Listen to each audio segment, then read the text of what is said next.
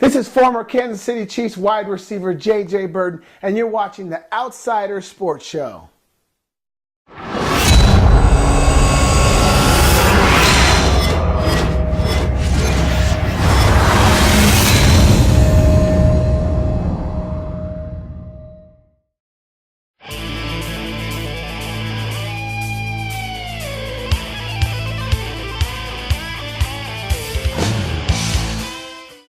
Taking time out to come here today.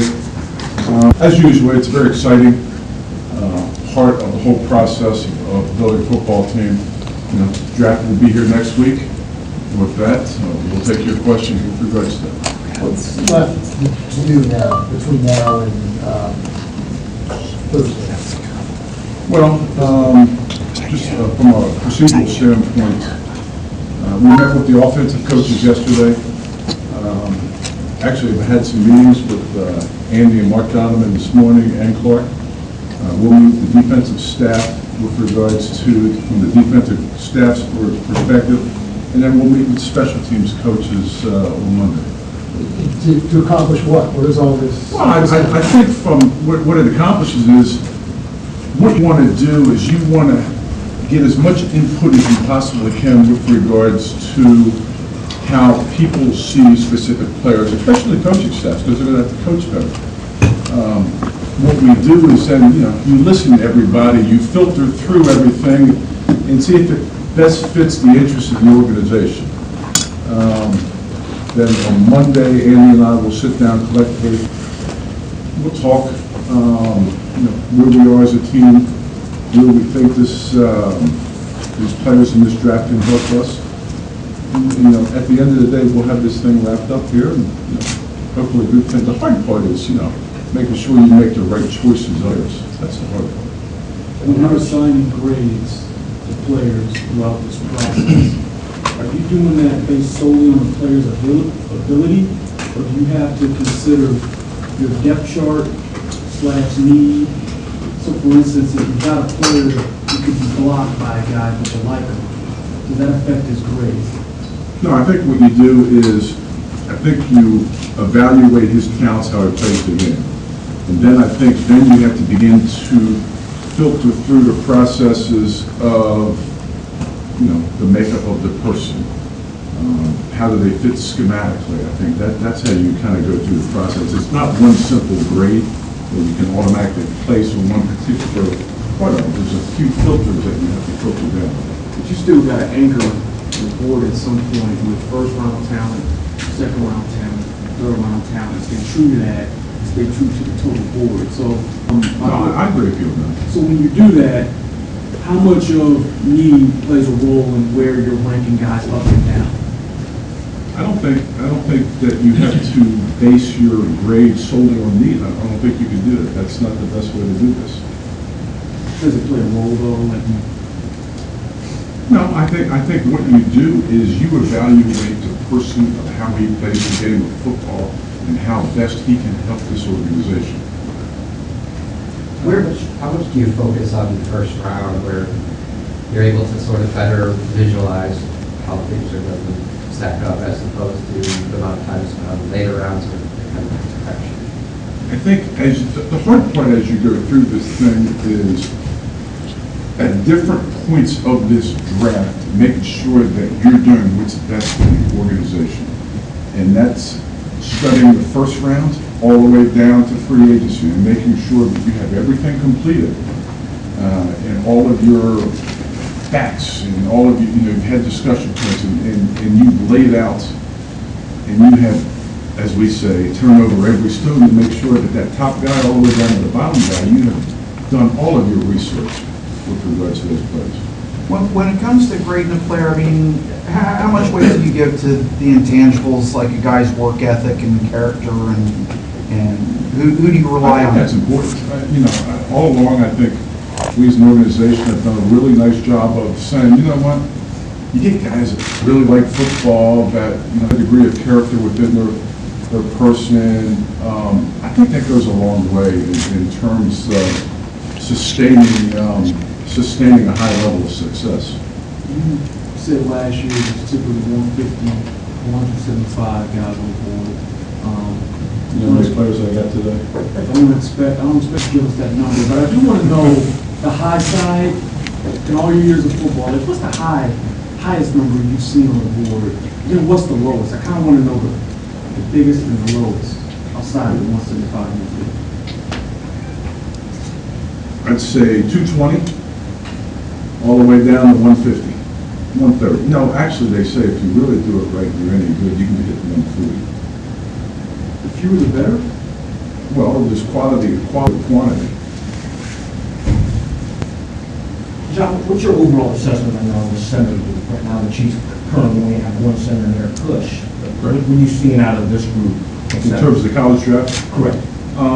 there's centers to be there, and they're at all levels of the draft. There's some at the top, there's some in the middle, and there's some down at the bottom, and there's some free agents in there too. Obviously, the intent is with just one center, not necessarily do the draft, but to bolster some competition for Eric Bush, or is he a guy that you see can potentially open training camp and start? Well, I think, what you have to do is you have to research everything that's out there. Right now, our efforts are focused on the draft. That's what we're going to do. We're going to focus on the prospects within this draft and how they can, help the Kansas City Chiefs. And if we deem if it's one of the top guys, middle guys, or low guys, we'll make a push to get those guys. How much of a player's ability to have an immediate impact on the field factors into your decision on whether or not to draft, as opposed to getting a guy who maybe is going to take a couple of years to reach his potential?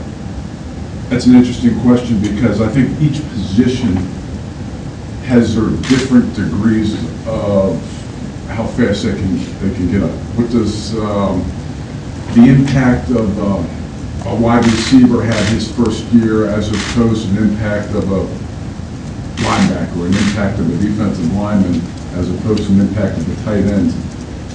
I think the demands of each position vary. And it also comes to how what their makeup is in terms of how fast they can actually grasp the system. I think the hardest thing for young guys when they go from college to is grasping the players. I think that's really the main thing, and that's hard to do. So that's one of the things that you kind of work to understand. So is there a clear way of determining that you found throughout the years? I think, one, you meet the people. I think it has to do with the coaching staff as well in terms of teaching. I think the teaching component is really important. I think that in this staff we have here, there's some really exceptional teachers that you have. So I think it's a combination of the ability to grasp and the ability to teach. Can you give us kind of an assessment of your passing game with the pieces that you've been able to bring in this offseason as compared to where you were last year at this time? Obviously, there may be a little explosion there with Macklin, but just I'd kind of like to know your thoughts on where the passing game stands. Well, considering this is the first week of OTAs, and I haven't seen them out on the practice field yet. Of your pieces at wide receiver, and how they can measure that and see that, obviously you signed Macklin for a reason. I just like some of your thoughts about some of your receivers, how they can continue to grow. Well, I think with Jeremy, there's a vertical threat. He's a unique professional because he does know the offense. He has the ability to go inside and outside.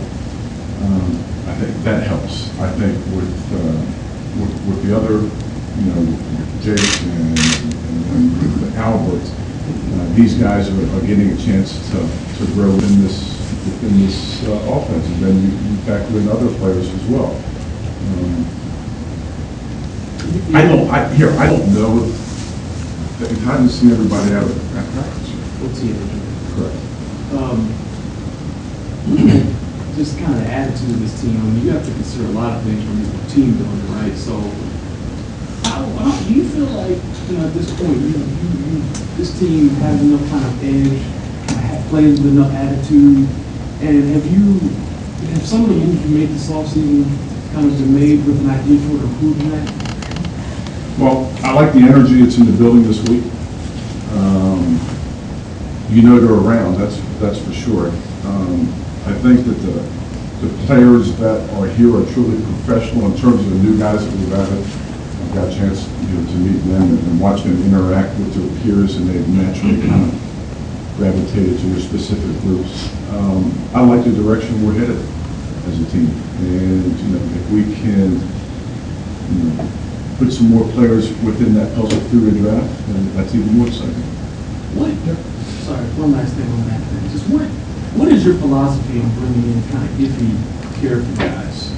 What's your philosophy on how many you can have and just kind of weed through that whole process? You know what, when you do your research, you completely you vet every player that you bring in, and you try to get the best assessment you can, and you always take another approach.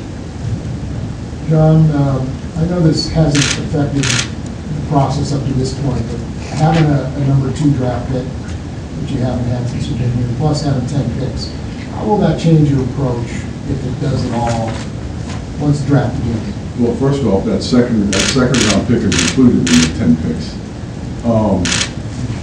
I don't think it changes your approach on how you go about doing your business on draft day. Again, I think the hard thing and the tough thing and the most stressful is making sure you got the right player for the organization down. That's the hard thing. I don't think it changes how you go about your business one way or another. I think you go about your business the same way you did first year, the second year, and now the third year. The only difference is you have more picks.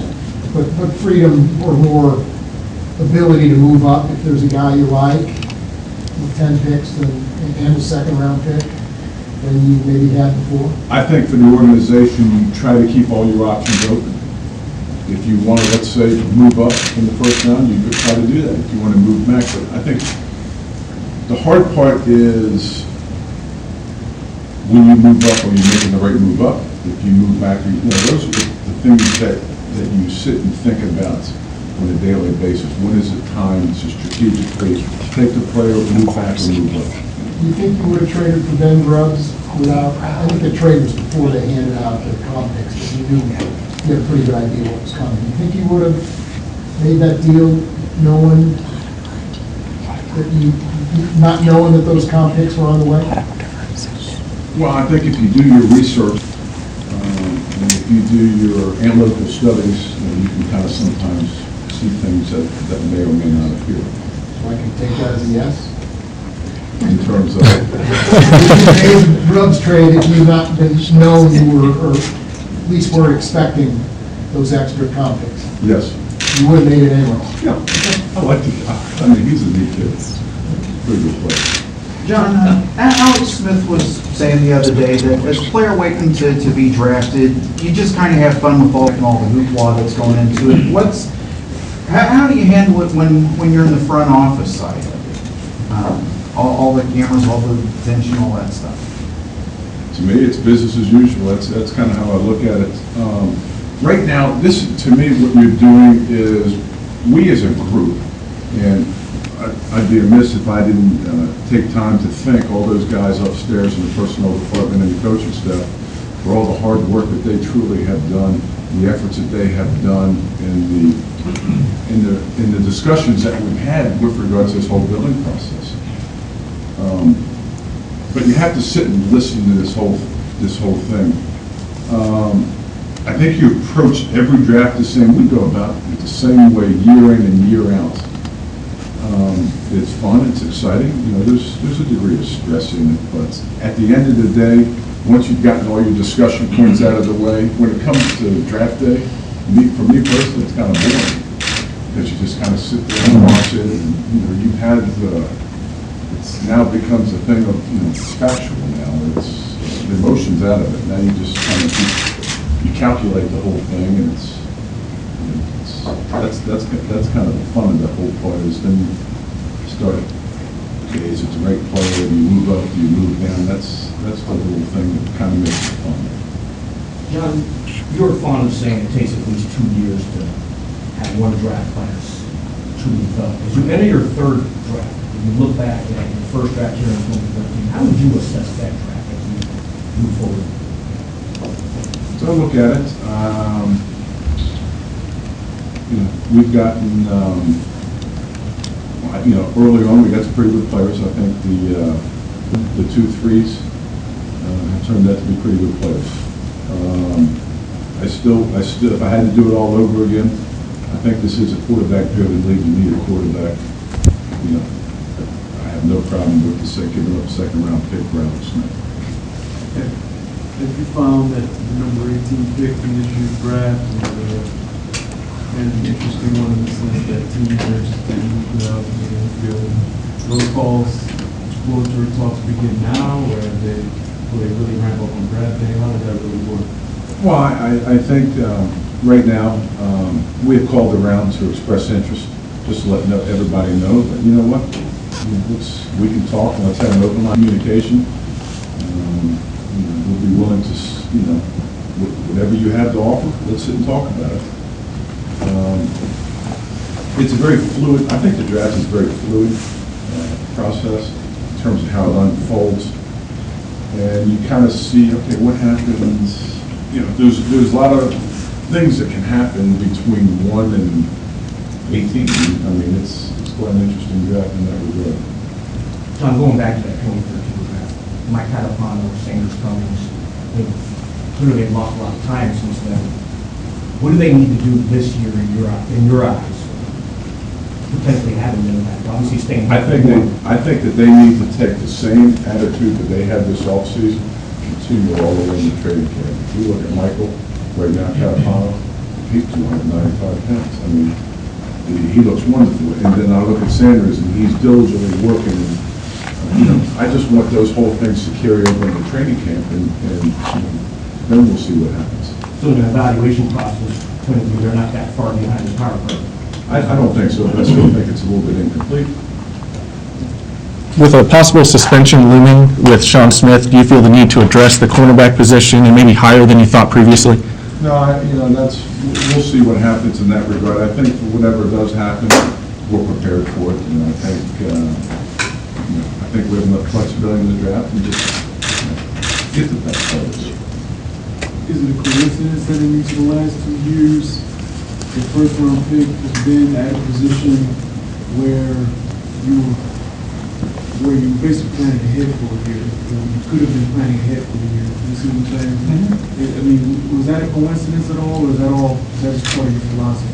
No, I think it has a little bit to do with coincidence at the time, and it just, we'll see what happens this year, and then you can probably say, okay, maybe it was.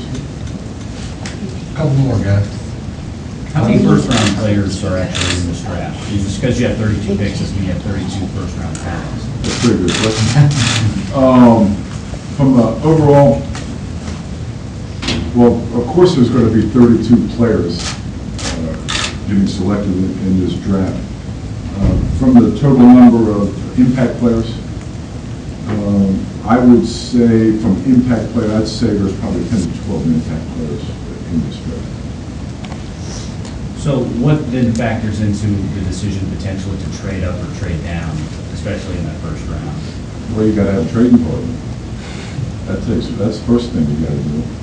I think what you do is when you get a chance to look at your board, you look at the players on that board, and then you have to think long-term strategy of, okay, what can happen if we do this trade? You have to begin to weigh those different options. That's the judgment part that's the hard part of the judgment part of what is best for the organization. Do you actually, the simplest way to put it is this: never pass up a good player. Is the player that you're either going up or down for, is it like player, or if you go back,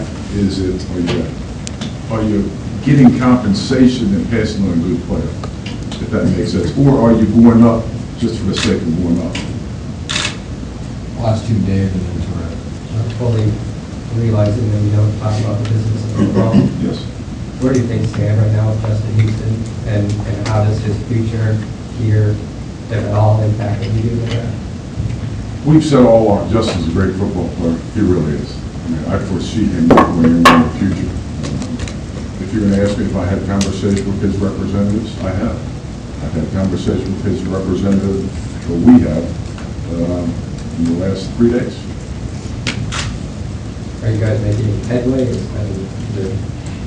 We've had conversations. Last one. Yeah, I asked Andy about his approach to looking at film for the draft, and he said like a lot of it, he kind of trusts you with it. But I'm curious to know how you guys decide which prospects you're gonna have coaches look at and evaluate, so they do it in an organized manner so that you're not screwing up like the board that you've already formulated. I'm just, how do you guys decide like what film Coach Reed's gonna look at? You know, how you gonna run? Just some insight there. Best available player. No, here's what you do. I mean, really, for a positional coach, I think it's really important for them to get clarity, because they're gonna have to coach again. You give them usually a list of 10 to 15 guys by position, have him rank those in order with the summer. With Coach Reed, I think you do a broader selection into what his strengths are, but also allow him to see. Andy's really a good evaluator, and he always has been, and that's what we always talk about in terms of he and I see players very similar. That's the uniqueness of having a head coach like Andy in terms of preparing for the draft, because he truly does see players very well.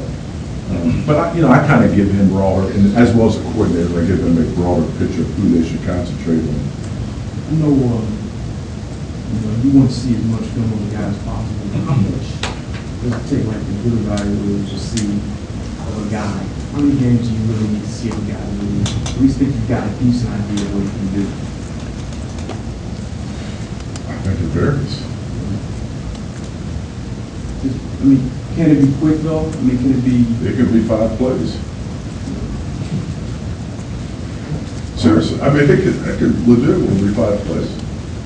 I bet if you talk to some of the old scouts, when they looked at Emmett Thomas, or they looked at Willie Lanier, or Lindsay, it took them like few snaps back there. Good Thomas. All right. Thank you. Thank you.